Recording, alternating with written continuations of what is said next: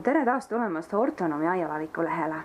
Sügis hakkab kätte jõudma ja tegelikult praegu ongi viimane aeg mul ka tomati aasta kokku võtta, kuna vaikselt käivad siin pereliikmed ja sõbrad ka küsimas, et kas seda ja seda saab proovida, aga ma enam-vähem tahaksin just sortida enda pärast varem ära filmida, enne kui need taimed on päris tühjaks söödud. Ja eks ma ise ka kibelen, sest ma näen, et ma isegi see aasta saan natukene võidiseid teha enda tomatist. Aga üldiselt on see aasta kõik väga hästi läinud, küll ma istutasin tomatid sisse hiljem, sest ma arvasin, et küll tulevad need öökülmad ja mul on kütteta kasvuhoone. Öökülmasi ei tulnud ja hakkasin vilju saama siis teistest kasvatajatest natuke hiljem, aga see on täiesti okei. Tomat on väga tubli taim ja kõik, mis võib olla puudujääk, teeb ta suve jooksul kindlasti topelt järgi. Kahjurite osas on ikka nii, nagu tavaliselt läheb, nii nagu ikka tavaliselt läheb, et mul on siin ripslased, aga nemad ei näi tomatile väga midagi viga tegevat ja siis on siin kedriklest, kes muidugi teeb pahandust. Ja mul olid ka taimed tegelikult üsna tihedalt pandud ja kahes rindes, et on kõrgekasvulised, enamus sordid on kõrgekasvulised tomatid siin ja alla ma olin siis istutanud füüsalit ja basiilikut külvanud ja mingid nipet-näpet veel. Et kedriklest jah, et tema siis hävitas need füüsalid ära ja mina hävitasin tema ära koos füüsali taimedega, mis siit välja lendasid. Aga ma sain sellise paraja koguse füüsalit kogu nagu saagina kätte oma perele, nii et selles mõttes läks kõik hästi. Ja natukene basiilikut on siit veel võtta, et mul täna veel on üks pesto tegemine käsil õhtupoole. Aga mina olen selles mõttes nagu rahul, et kahjurite osas on kõik nagu okei ja me saame endiselt sõbralikult hakkama ja nad tulevad mul tavaliselt tagasi kasvuhoonesse kuskil augusti alguseks või keskpaigas. Nii et tegelikult enamus suves on kõik hästi, nii et see talvine mula pööramine ja nende kahjurite ära külmutamine siiamaani toimib minu jaoks, nii et ühtegi taimekaitsevahendit, isegi taimeleotusi mina ei ole pidanud tegema, et me oleme niimoodi kuidagi sõbralikult hakkama saanud. Küll aga sel aastal nüüd on meil selline ilm olnud praegu, ma arvan juba teist nädalat, et iga päev sirtsutab natuke vett ja õhuniiskus on lihtsalt nii kõrge, et nüüd on lehemädanik siin, mis tõttu ma ka täna proovin enamus sordid ära filmida, sest siit on ka hästi näha, milline sort on vastuvõtlikum ja milline vähem vastuvõtlikum sellele lehemädanikule. Aga see on lihtsalt siuke paratamatus, et meil on selline suvi praegu. Nii, aga hakkame siis pihta ja vaatame, mis meil sel aastal siit huvitavat võtta on. Siin ees on mul kaks taime ühte sorti, Gardener's Delight, mis on brittide üks vaieldamatu lemmiksort ja ma olen seda varem kasvatanud. Aga vahepeal oli teisi sorte vaja kasvatada ja siis mul loomulikult on mul see hea vabandus, et mul ei ole nii palju ruumi.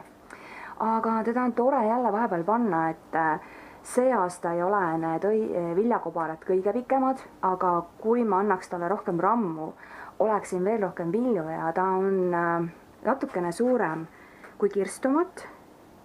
Aga ta on nagu magus ja hea ja absoluutselt igatpidi eeskujulik. Nii et kes ikkagi armastab kirstomateid, aga tahaks natukene suuremat vilja ja pigem magusapoolset vilja, siis brittide Gardener's Delight on absoluutselt oma nime vääriline ja mina küll soovitaks teda kasvama panna, et ma ise iga aasta teda ei pane, aga siis kui mul jälle tuleb see tuju peale, et võiks veel midagi olla, siis ma vahepeal panen paar taime. Ja seda olen siis ka teistele nagu sõpradele andnud koju kasvatamiseks. Ja siin on siis üks minu selle aasta emotsiooniost Brun Noir. See on vist kõige kallim tomatiseeme, mis ma kunagi ostnud olen, et see üks seeme maksis mingi 20 senti äkki tükk ja siin pakis oligi 6 seemet.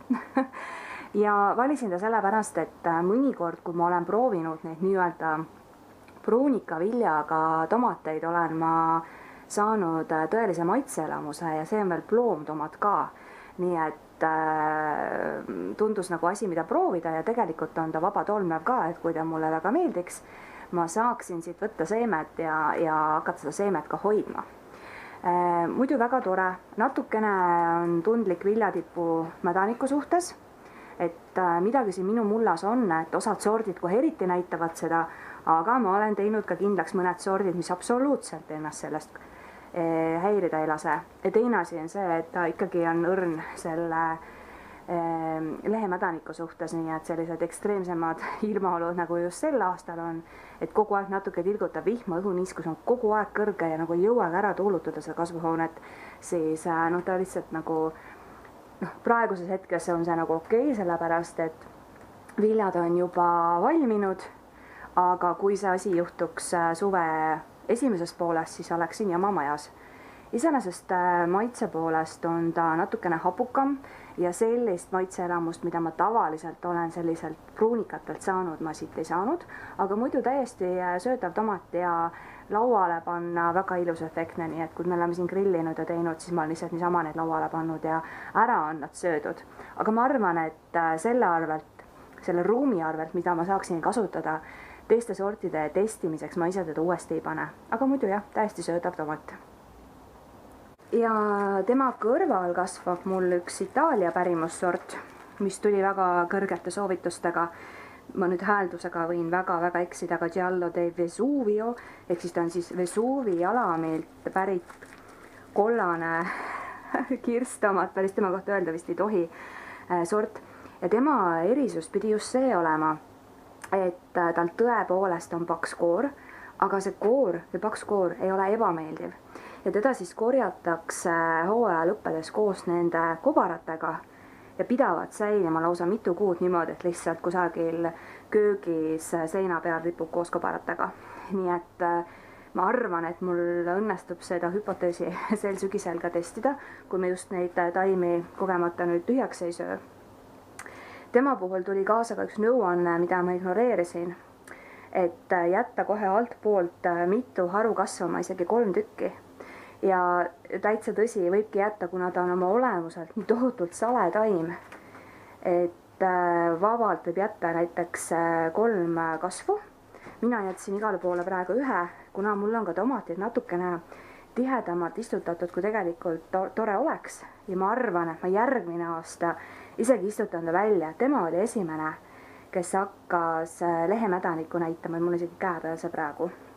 Maitselt on ta pisut hapukam, aga hetkel üldse ei heidaks talle seda ette, sellepärast, et ma võiksin teda süüa siis, kui ta on mul juba toas seisnud selle ära lõigatud kobaravarrega ja vaatame, mis siis temast saab. Ja nagu ma ütlesin, ta on pärimussort, siis tema on vabatolmne, temalt ma saan ka seemet võtma ja ma tahan teda järgmine aasta uuesti proovida. Aga just kõige sümpaatsem jah, tundubki mulle just see, et kui ta taime küljest ära võtta, et need viljad veel säilivad väga pikka aega, et minu jaoks on see väga sümpaatne, sest see aitaks mul just seda värske tomati tarbimise aega pikendada, kui muud sordid juba on kas otsas või enam ei säili nii kaua, nii et mingisugused ootused ma temale ikkagi panen.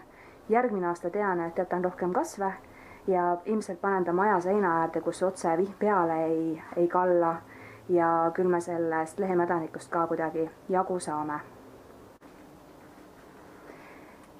Nii, siin on ka üks sort Cherokee, kes on siis väidetavalt olnud väga paljude uuemate sortide üheks algmaterjaliks just sordiaretuses. Ja mul on niisugune tunne, et selle sordiliiniga on midagi juhtunud, sellepärast et ta ei ole ikkagi see, kelleks ma teda pidasin. Ja sellele annab vihje ka see, et tal on mingisugused teistsugused kraapsud siin kattevärvuse peal, ma kohe näitan. Oi jumal küll, ma peaaegu lõhkusin ära, ei lõhkunud. Ja ta õlad siit on teistsugused. Et poest ostsin seemne, mis on minu puhul natuke ebatavaline, sest tavaliselt ma ikkagi vahetan teiste kasvatajatega. See on üks sort, mida nagu väga hinnatakse just Põhja-Ameerikas ja ta on loomulikult pärimussort. Aga mul on tunne, et siin selle sordi paljundusega midagi nihu läinud. Et siin on tähnid, sellised piklikud. Põhivärvus on õige ja õlad on tal kuidagi valed. Et muidugi maitse poolest jumalast ja täiesti õigustatult võtame selle siit ära, lihatomat, loomulikult on ta ülim mahlane ja ikkagi nagu see pilt, mis ma teda lahti lõigates näen, on nagu absoluutselt vastab ootustele, et see värv ja ei, maitse on väga okei, et maitse puhul ma täiesti usun, et kõik on hästi läinud, aga mul on tunne, et see ei ole päris see sordiliin. Nii et ma proovin nüüd järgmiseks aastaks saada ikkagi mõne kasvataja käes Cherokee seemne ja siis võrrelda seda selle variandiga, mis ma sealt poest siis sain. Ja võib-olla ise ka proovida midagi omavahel ristata. Et seda ma olen ammu rääkinud, et ma tahan ise ka kasvatada, et maitse on jumalast okei, aga just jah, välimus reedab, et see ei ole ikkagi päris see, et on põhjust oodata midagi veel paremat.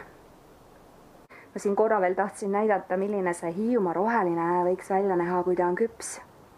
Et ta võtab natuke sellise sinepi tooni ja ma ikkagi ütleks, et ta on teiste nii-öelda kodumaiste rohelistega väga sarnane. Aga mulle ikkagi tundub, et meie enda Hiiumaa roheline on kõige magusam. Et või tea, kas see on ikkagi see patriotism, aga mulle meeldib ka see, et tema viljad on minu meelest natuke väiksemad, et mulle väga suured, et teised nii-öelda rohelised, et nad on toredad, aga Hiiumaa rohelised tuleb ka rohkem külge. Et siin kõrval on mul tegelikult pille. Ja pille on siis uus Eesti sort MTK poolt aretatud. Ja eelmine aasta oli teda juba, ta on muidugi see kõrgekasvuline, siive on madalakasvuline. Mul oli siivetaimi ja ma ilmselt kogemata jagasin need taimed ära ilmselt suurest lahkusest Eestile inimestele, et mulle jäigi ainult pille. Ja mida ma olen kuulnud, mida öeldakse pille ja ka siive kohta, on see, et on lääge. Ja siis ma natukene pabistasin ka, et no kuidas nüüd siis niimoodi, et mingi väga hea uus sort, me väga usaldame ju tegelikult seda, mis endiselt Jõgevalt ja MTK-st tuleb, et see ei saa olla halb tomat.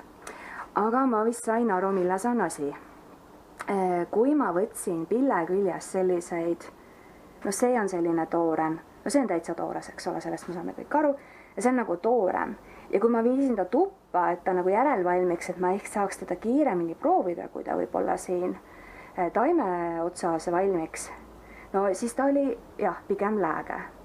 Aga kui ta on küpsenud taime küljes, siis on ta tegelikult väga hea. Ja ma just mõtlen nende inimeste peale, kes võib-olla just sellel põhjusel ei saa väga palju tomatit tarbida, et neil ei sobi see happesus. Siis ma ütlen, et nendel inimestele pille sobib väga hästi. Et tal on see meeldiv tomatilisus olemas, aga tal ei ole seda happusust, aga tal ei ole seda magusust ka, mis tegelikult seda happusust nagu ära peidaks. Et hiljem siis ikkagi, kes teab, millest ma räägin, see teab, aga siis ei ole ikkagi nagu hiljem kõhus nagu halba tunnet. Nii et tegelikult ma arvan, et midagi väga-väga hästi on tehtud ja ikkagi selline sort väga ka rikastab Eesti tomatisortide valikut. Nii.